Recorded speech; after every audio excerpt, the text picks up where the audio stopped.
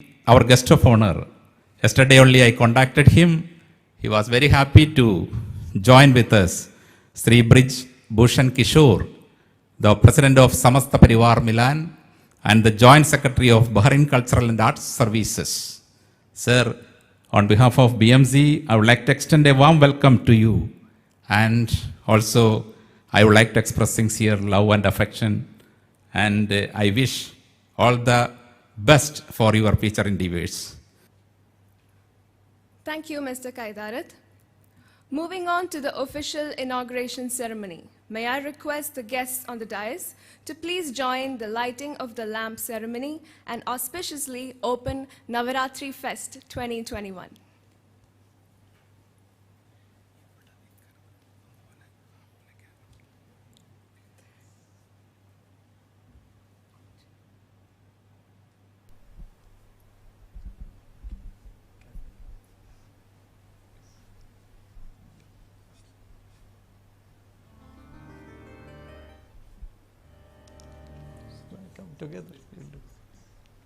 हरि ओम सहस्रशीर्षा पुरुषः सहस्राक्ष सहस्रपात् स भूमिं विश्वतो वृत्वा अत्यतिष्ठद्दशाङ्गुलं पुरुष एवेदगं सर्वं यद्भूतं यच्च भव्यम् उतानमृतत्वस्येषानः यदन्नेनातिरोहति एतावानस्य महिमा अतो जायांगश्च पुरुषः पादोऽस्य विश्वभूतानि त्रिपादस्य अमृतं दिवि त्रिपादूर्ध्व उदैत् पुरुषः पादोऽस्येह भवात् पुनः ततो विश्वं व्यक्रामत् शासनानशनेह बि हरे कृष्ण कृष्ण कृष्ण हरे हरे हरे राम राम राम हरे हरे। नवरात्रि महोत्सव की जय। Thank you, sir, for your kind words and wishes. Now I call upon our esteemed guest of honor, Samasta Parivar Milan founder and Bahrain India Cultural and Arts Services Vice President, Mr. Brij Bhushan Kishore, to address the gathering.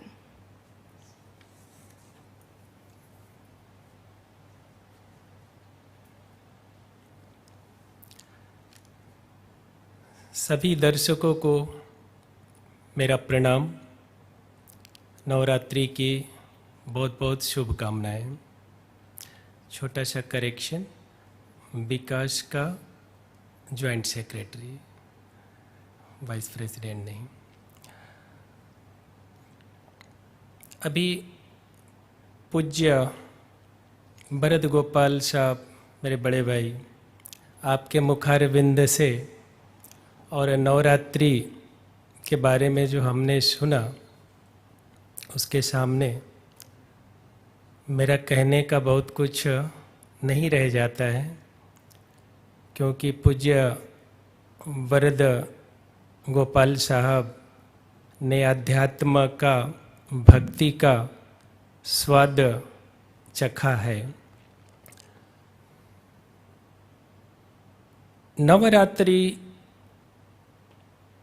मैं अपने अनुभव, जीवन का अनुभव और अल्प ज्ञान से सिर्फ इतना ही समझ पाया हूँ कि शक्ति संचय का अवसर साधना के माध्यम से, तप के माध्यम से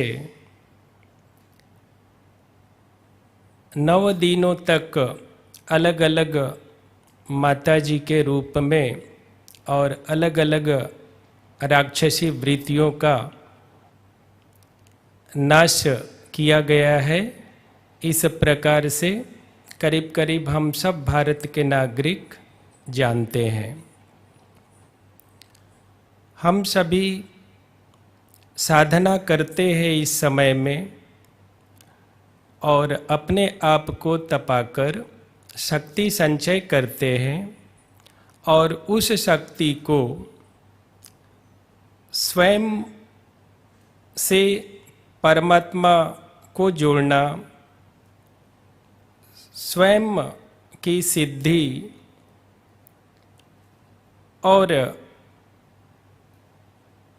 कल्याण स्वयं का, परिवार का, इस प्रकार से व्यापक रूप में देखा जाता है। किंतु एक बड़ा, और इसके लिए नाना प्रकार के साधना किए जाते हैं। बहुत सारे मित्र 9 दिन तक शरीर पे कलश रखकर एक प्रकार से सो करके 9 दिन बिना हिले डुले इतने बड़े बड़े साधना किए जाते हैं। ऐसे सारे साधकों को मेरा दंडवत प्रणाम। किंतु एक बहुत बड़ा जो पक्ष है नवरात्रि का, वो कुछ छूटता छूटता सा दिखता है, जिसको मैं स्पर्श करने का प्रयास करता हूँ। आज के समय में मानव मात्र के कल्याण के लिए, विश्व कल्याण के लिए जो भी प्रयास धरातल पर हो रहे हैं, भारतवर्ष ही नहीं संपूर्ण वसुधा पर, ये प्रयास वास्तव में नवरात्रि का ही पूजा है। और नवरात्रि का संदेश यही है, राक्षसी वृत्तियों का नाश। धर्म के नाम पे, भाषा के नाम पे, प्रांत के नाम पे,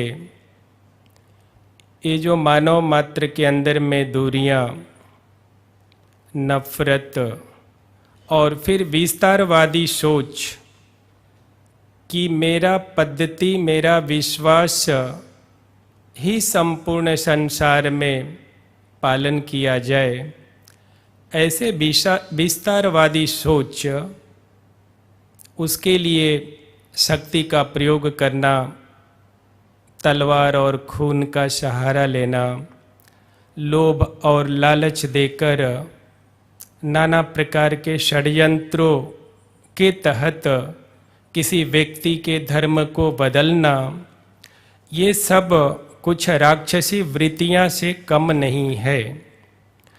वास्तव में इन वृत्तियों का अंत होना चाहिए। ऐसे राक्षसी सोच का अंत यही नवरात्रा का संदेश है।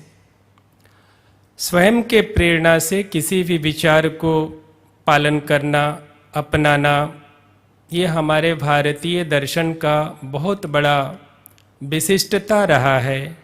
इसमें कहीं कोई रोक नहीं रही है।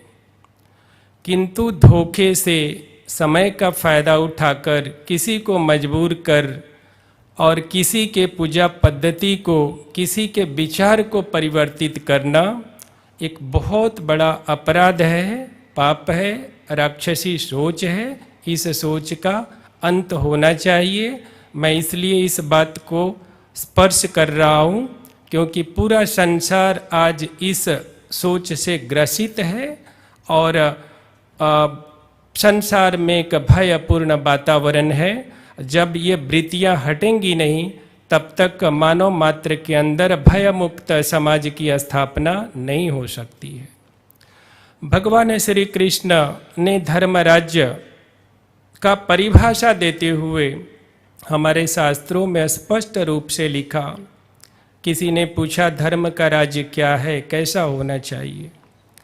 भगवान कृष्ण ने बोला, जहाँ चोर डाकू न हो, लोग सत्यवादी हो, वृक्ष फलों से भरा हो, वर्षा समय से हो, गाय दुधारू हो, पुरुष सदाचारी हो, स्त्रियां पतिव्रता हो, वही स्थान धर्म का स्थान होता है। हमारा मित्रों, ये मौलिक दर्शन है सनातन संस्कृति का, भारतीय संस्कृति का। अभी भगवान श्री कृष्ण का जो मैंने कुछ वाक्य बोले, इसमें कहीं कोई ऐसा नहीं आता है कि ये पूजा पद्धति, ये धर्म, ये रूप, ये रंग।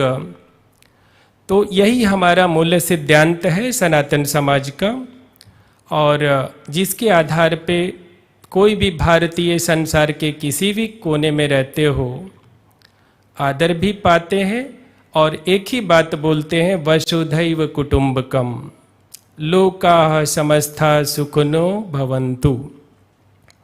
आज ऐसे पावन अवसर पे और मुझे अवसर देने के लिए, बुलाने के लिए इस बीएमसी के प्रबंधक श्री फ्रांसिस साहब, इनके कलीग श्री विनय जी और पूरे टीम को, एंकर बहन, आप सभी को बहुत बहुत आभार।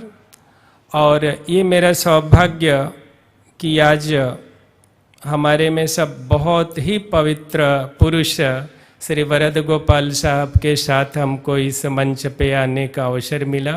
बहुत बहुत धन्यवाद साहब, प्रणाम। इन्हीं शब्दों के साथ मैं अपने वाक्य को विराम देता हूँ। धन्यवाद। जय माता दी, जय श्री राम।